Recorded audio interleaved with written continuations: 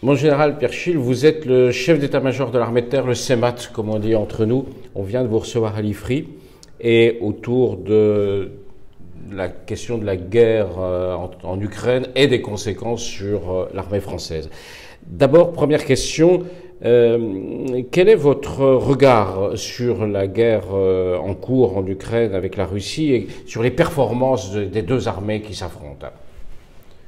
Alors je crois qu'il faut être très prudent sur la façon dont on observe aujourd'hui la guerre en Ukraine, tant finalement de nombreuses dimensions nous échappent.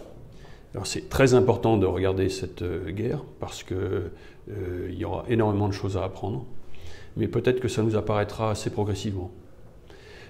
Aujourd'hui, ce que je note néanmoins, c'est finalement l'extrême fluidité et l'extrême agilité des unités ukrainiennes, avec un commandement qui est toujours cherche à être décentralisé, de façon à pouvoir saisir sur le moment et sur la ligne de front et dans les opportunités.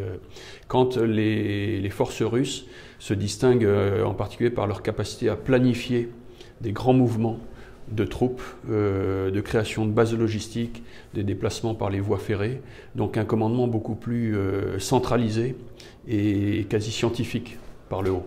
Mais vous n'êtes quand même pas surpris par, d'une certaine manière, l'inefficacité de l'armée russe, alors qu'on s'en faisait une toute autre idée il y a encore 18 mois?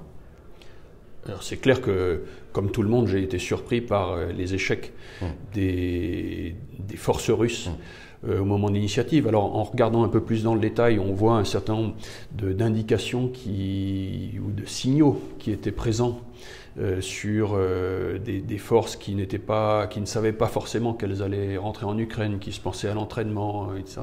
Peut-être que la grande explication et le grand sujet d'intérêt pour nous, c'est la question de la confiance dans la chaîne de commandement. En quoi les chefs ont confiance dans les comptes rendus qui leur sont faits par les subordonnés, et en quoi les subordonnés ont des ordres et des directives qui sont suffisamment clairs et avec suffisamment d'amplitude pour pouvoir prendre des initiatives, et des ordres qui vont tenir compte des risques qu'ils prennent. Donc d'une certaine manière, pas assez d'autonomie sur le terrain et trop de mensonges dans l'information qui remonte. Oui, très clairement, pas assez d'autonomie sur le terrain, mais une armée qui n'est pas taillée pour prendre de l'autonomie sur le terrain. On sait qu'il n'y a pas de corps de sous-officiers dans l'armée russe, et ça, c'est probablement une charnière extrêmement importante qui manque. Alors tout ça intervient alors qu'on est en train, en France, de préparer la nouvelle loi de programmation militaire, qui doit arriver au Parlement ces jours-ci. Comment l'armée de terre s'en sort des arbitrages de cette loi de programmation militaire et à quoi ressemblera l'armée de terre, en quoi sera-t-elle différente en 2030 de celle d'aujourd'hui? L'armée de terre est heureuse de la loi de programmation militaire. Il y a des ressources en croissance, des ressources importantes pour les armées et donc pour l'armée de terre aussi. Cette loi de programmation militaire, elle va permettre de consolider ce qui fait les forces de l'armée de terre aujourd'hui, et tout particulièrement ses ressources humaines, son style de commandement, son expérience d'armée d'emploi, l'agilité de ses unités, et tout en complétant un certain nombre de capacités, c'est-à-dire d'équipements, de forces qui lui manquent aujourd'hui. Par exemple sur la défense solaire, sur l'accroissement du nombre et des capacités des drones, leur armement, des capacités d'appui artillerie supplémentaires. Voilà, un ensemble de capacités qu'on avait déjà prévu d'acquérir dans le futur, ou bien dont l'importance s'est retrouvée accrue ou plus urgente, compte tenu de ce qu'on observe des conflits du moment. Vous avez parlé des ressources humaines. Les effectifs de l'armée de terre ne vont pas augmenter. Il n'y aura pas de création de nouvelles unités, de nouveaux régiments. Et on lit dans la presse que l'armée de terre a des difficultés à garder son personnel, qu'il y a beaucoup de gens qui partent trop vite. Est-ce que vous avez des problèmes de gestion de personnel, de recrutement et de fidélisation, et Comment vous abordez le sujet?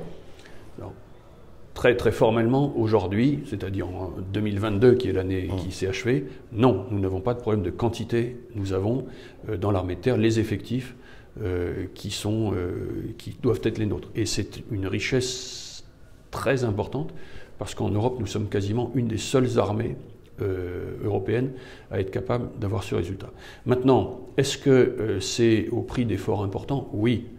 Ça demande un effort de recrutement très important. Chaque année, nous recrutons à peu près 16 000 jeunes hommes et femmes de formation et d'arriver à les garder le plus longtemps possible dans nos rangs.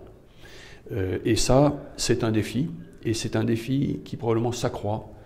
Et il y a aujourd'hui des frémissements et des orientations vers probablement une volonté accrue d'un certain nombre de nos soldats à aller dans le civil, compte tenu du marché d'emploi qui s'ouvre. Donc c'est un vrai défi pour les années à venir, et on va prendre un certain nombre de mesures dans le cadre de la loi de programmation militaire, de rémunération, oui, mais aussi de simplification de la vie quotidienne, de poursuite de notre modèle qu'on appelle escalier social, qui est basé sur le fait que chacun prend des responsabilités accrues au cours de sa carrière.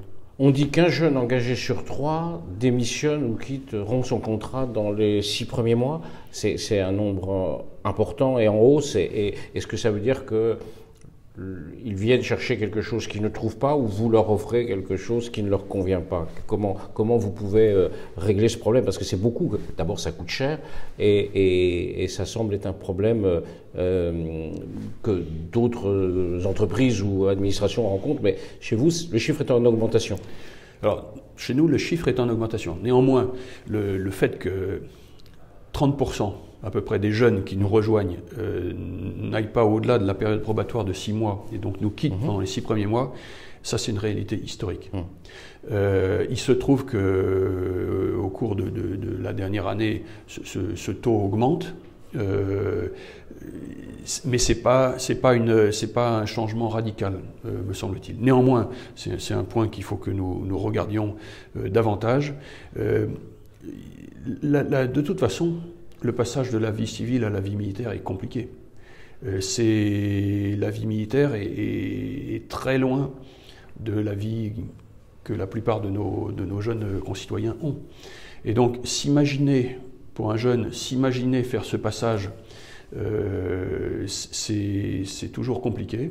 On a un système de recrutement qui s'attache à expliquer le plus possible, mais vivre ce changement, c'est pas facile.